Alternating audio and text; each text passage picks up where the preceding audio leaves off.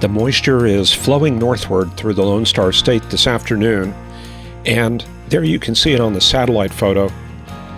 The cloud fields look quite a bit vertical compared to what we had yesterday. Another interesting aspect that I'm seeing, not much low cloud along the coast. It looks like the air mass flows inward, picks up heat, and becomes very unstable. Now, further out to the west, we do have some dynamic lift coming in from New Mexico. We discussed that at length yesterday, but you can see out there near El Paso, Van Horn, Guadalupe Peak, gravity waves. And that signals the arrival of strong upper-level flow. There's what it looks like on the water vapor imagery. This channel is sensitive to mid and upper-level moisture, not so much the low-level moisture. So we don't really see that ridge of high dew points coming into Texas. But this does show us where the dynamic lift is occurring. Looks like a lot of it right there in West Texas back to New Mexico. And then along the continental divide near Arizona, looks like we have subsidence where the air is sinking. And that tells us that there is likely an upper-level trough, a quasi-geostrophic disturbance in between, with the lift out ahead of it and subsidence back behind it. If we go to the upper level charts, specifically the height and vorticity chart, this gives us a little bit better idea of the vertical motion field. Now, what this is telling me is that some of the lift is actually being held back in the southwestern U.S. Texas, New Mexico, that's going to be a little bit ahead of the system, but there's just enough of this bumpy texture to tell me that there's probably some sort of embedded shortwave right in that area around New Mexico. You can see very little of it back south of Arizona. And if we back this frame up about 9 hours, check out this region right here. You're going to notice an advection lobe emerging in the data right there. So that's likely the wave that's affecting New Mexico and Texas, and then it moves eastward into a more unstable air mass. It kind of gets lost within some of that terrain interaction right there along the Front Range. And so the takeaway from this is that that's probably going to be round one, and then round two is going to be coming tomorrow. Now, one issue that we have is a lot of the dynamics are channeled.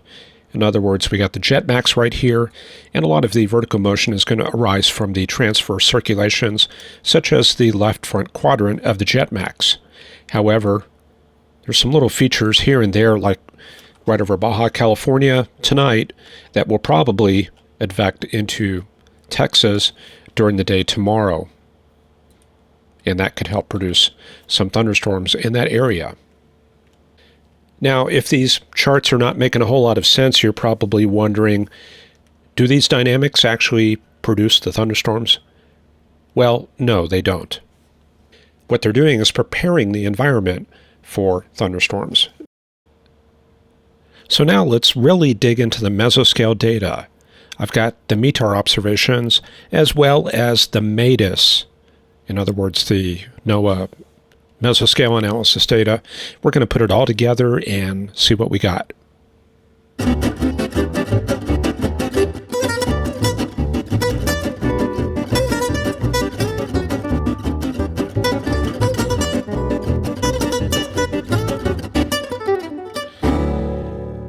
And here we have the finished product. If you can't see it very well, or if you want the actual charts, head to this link and you can load that up on your browser. Anyway, here's what we have this afternoon. One thing that's very obvious is we don't really have a closed low near that triple point. The triple point located just west of Plainview. So we don't have the really deep pressure falls emerging onto the plains just yet, but this can still be a potent situation. Now, if we take a look at the moisture,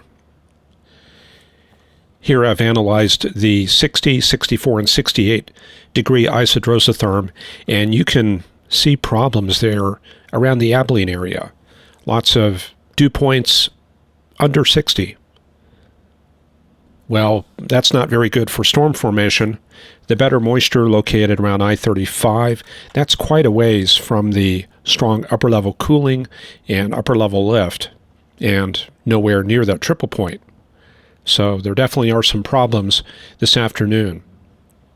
One little wedge of moisture heading up the 287 corridor from about Vernon up towards Childress, where they have a 61-degree dew point. And the winds are back there a little bit, so I can see some potential in that area in the next few hours. And up to the north, we can see the effect of that cold air mass flowing southwest with temperatures in the 40s throughout the northern panhandle and northern Oklahoma. And then out in the moist sector, I like to look for boundaries, and I really don't see anything like that. There's obviously not been very much convection in that area at all, so I'm not really expecting to find very much out there. And then along the dry line itself, very little dry line convergence. The flow is backed, which is good. However, we just don't have that wind convergence firming up. So that's not going to be very good for development of convective clusters. The best convergence, of course, right around the Childress area. And there is convergence along the front all the way back towards New Mexico, and that can be a possible area for development. Now, one aspect of today is that there's not really much of a cap, so we are going to see cells going up early. So now that we have a better idea where to look, we go back to the satellite charts and look at the visible imagery. Oh no, a new problem. We're just covered with high clouds. So it's going to be very difficult to actually see what's happening beneath that overcast. Now, you do see some towers going up in that area that I referred to. That's along the tail end of that front there. So some convection around Tucumcari. That's probably going to be high-based, but there is going to be good shear in that area. So you can get a few rotating storms back in there, although they are likely to be high-based. Now, since we can't see beneath the overcast, we want to look at the radar. Sometimes we can pick out fine lines and actually see development going on. Okay, and we do have some early cells going up there, and let me animate that. These are likely to be elevated. Those are going to be probably just north of the front, and they're heading back over into that cold air where temperatures are in the 40s. We can see that cluster extends from Shamrock down towards Wellington. And then looks like some strong forcing. This is going to be up in the mid-levels because we're pretty far from the radar. Let's go check Amarillo and see what they have. You can see one little cell going up there around Amarillo, and then the others out near Tucumcari. So we refer back to the surface chart there. We can see convection is going up there, and back in here. So that's right along that cold front. So obviously dew points are in the low end of the spectrum there, and then better dew points here. And let's check out the latest surface chart since we spent about 45 minutes doing that other stuff. So we bring the analysis up to date, see if there's any last minute changes. The front, yep, pretty much right there. And there's the dry line. And we can start introducing scraps of information such as the model profile southeast of the triple point. We see that the air mass is capped. The better lapse rates way up there in the mid-levels. And we can see that 0 through 1 kilometer shear is really not that great. Now there is some potential for rotating storms. However, the flow as a whole is unidirectional, and we kind of talked a little bit about that yesterday. And then we want to look at what the high-resolution rapid refresh is signaling as a whole. Now you notice that it has not broken out that precip just yet, even though it's up to the current time. And let's see what it's got going on. It's focusing mostly on that triple point area back there near Amarillo, developing numerous cells in that uncapped air mass, and those progress northeastward during the early evening Looks like some potential there on the tail end around Turkey and Childress. Maybe getting a little bit of last-minute warm air advection. In fact, let's check out the environment just ahead of that one little cell.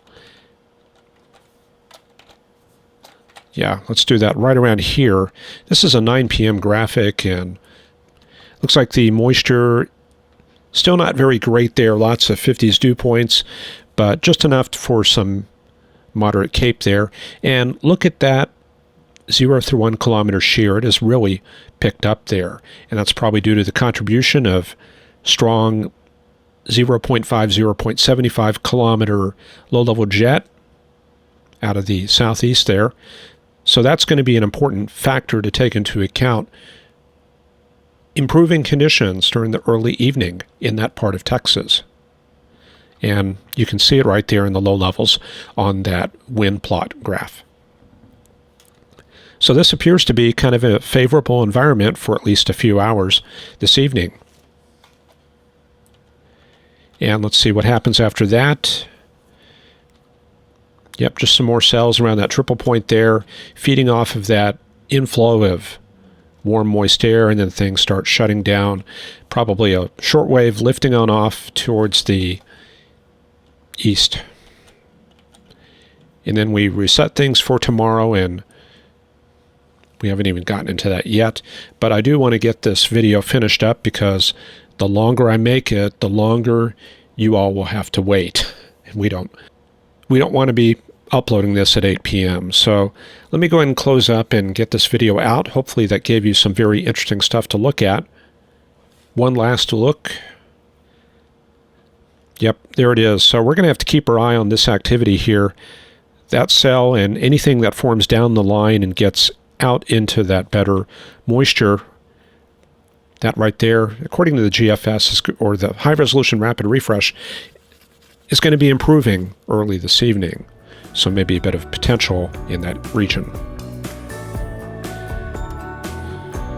A special thanks to our new Patreon supporter, Christine Cortez. Thank you for becoming a new supporter. And it's a weekend, so we'll see our Patreon supporters on Monday for the private live stream. And for everybody else, we will see you on Tuesday. Have a great weekend. Take care. Bye-bye.